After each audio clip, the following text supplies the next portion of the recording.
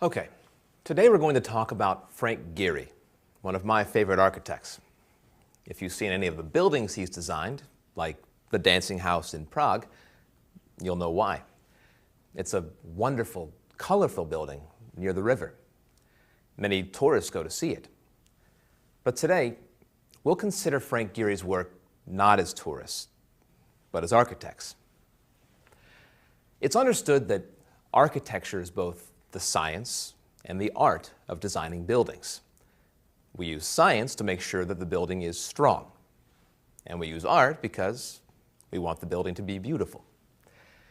In other words, we think about the aesthetics or artistic value of the building. Now here I want to mention Vitruvius, the Roman architect who lived in the 1st century BCE. He said that a building must have 3 fundamental characteristics. 1, meet its intended use.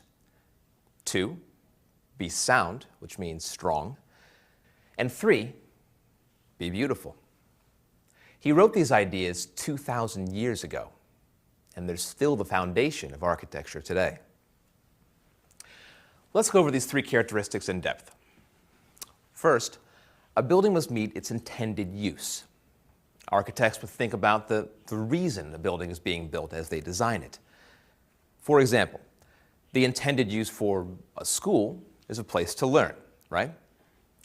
Here, architects must ask themselves, what type of design is best for both students and teachers? Second, a building must be structurally sound. What do I mean by this? I mean the design must follow these basic principles. Is it safe? Will it last a long time? Will it protect people from bad weather? Architects agree that a building must be able to do all of these things. Third, a building must be beautiful. Now, aesthetics is a harder principle to agree on, and buildings last a long time if they're built properly. And so something built 50 years ago may not be considered beautiful now. Styles in architecture change, like with clothes or cars. All right, to highlight what I've said thus far. In addition to meeting the intended use, a building's design must also be structurally sound and aesthetically pleasing to people. Is everyone clear on this? Now I'd like to shift to talking about Frank Gehry's work and how he applied these 3 characteristics of architecture. Have any of you seen his buildings, like the Walt Disney Concert Hall in Los Angeles or the Fish Dance Restaurant in Kobe, Japan? It looks like a gigantic fish. I see a few hands, great. Then you'll know what I mean when I say his style is very distinct. He was an architectural pioneer who wasn't afraid to try new ideas. His designs are exciting and inspirational because they push us to explore the possibilities. Specifically, how can we describe his style? I can think of 3 words: resourceful, playful, and innovative. It's resourceful because of the building materials. It's playful because of the bright colors and fun designs, like his store in Venice, California with giant binoculars at the entrance. And it's innovative because he said goodbye to traditional architecture and experimented with new ideas. Now let's look at these 3 descriptions one at a time. Resourceful. In the 1970s, Gehry started utilizing simple building materials in his designs, like sheet metal and plywood. In fact, he's famous for using chain link fence, the kind of fence you see around construction sites to keep people out. I'm sure you've all seen it around a building being built. Since he knew the fencing would always be there, he decided to use it in his designs. For example, he designed a mall in California with a huge wall, 6 stories high, covered in chain link fence. He went on to use other materials, of course, but he started there.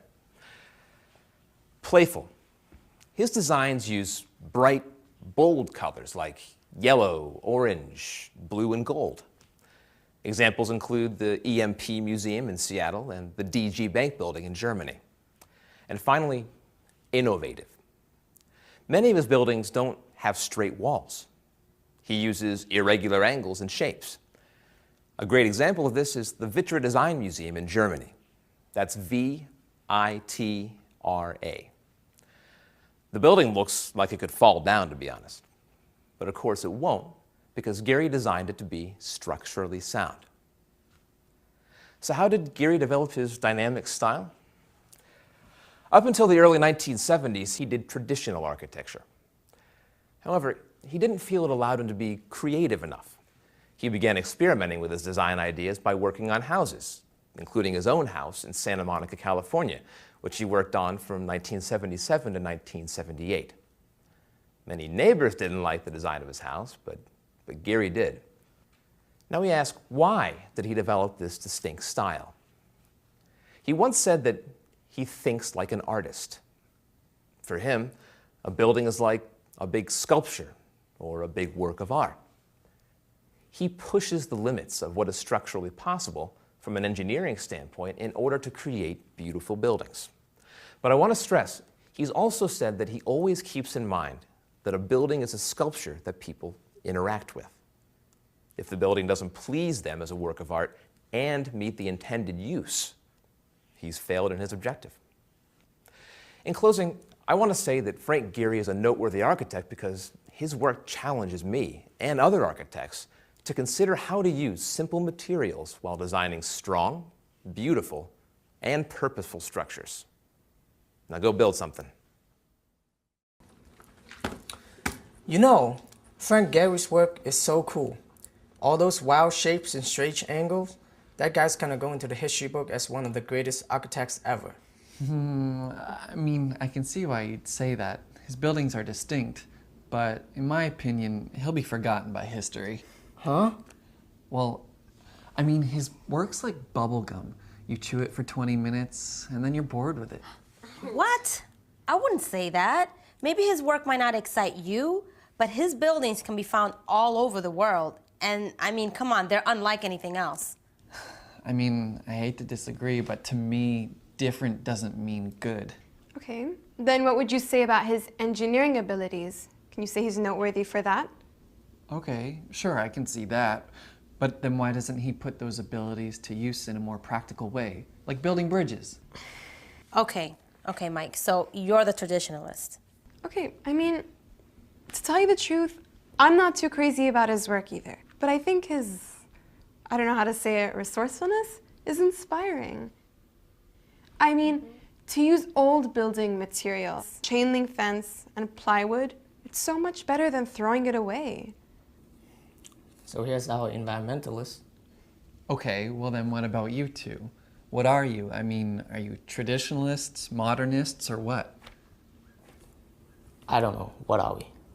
I don't know, I guess you can just call us Frank Gehry enthusiasts. Maybe you guys should start a fan club. Maybe we will.